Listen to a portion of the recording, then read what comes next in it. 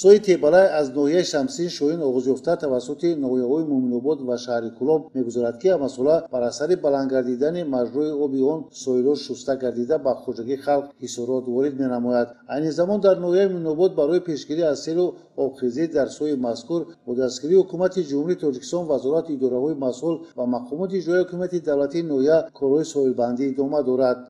با مقصد گذراندن چرابینی‌ها اوید به پیشگیری حالت فوق‌العاده فوق‌العاده کارهای پیشگیری کننده و کارهای سال مستقیم در بهار سال 2025 با دستگیری حکومت تاجیکستان و با دستگیری به واسطه پیشوای ملت توسط نقلات‌های بارکش کمیته فوق‌العاده و اداره بهداشت زمین آبیاری در جمع دیهات بلخابی، دیهه‌های تیباله و مومیرک مسئله ساختمانی از نمود سمنت دسترس گردیده است.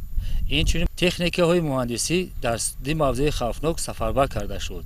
قسمت زیادی این سایه از جماعت دیهات بلخابی ناحیه مومن‌آباد می‌گذرد و ساکنان دیهه‌های مومیرک و تیباله که بیشتر موضوعهای آسیب‌پذیر در حدود آنها جایگیر می‌باشند در کارهای سویل مستحکم‌کنی کمک می‌رسانند.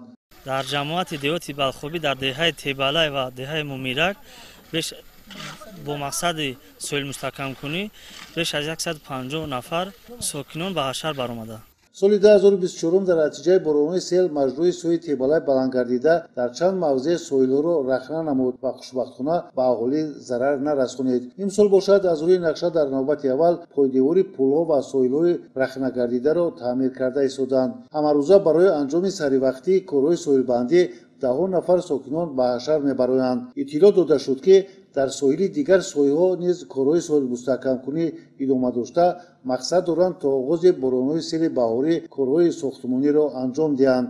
نظیر مظفرов، عزیزالله سعیدov برای برنامه اخبار از ناحیه مومن‌آباد.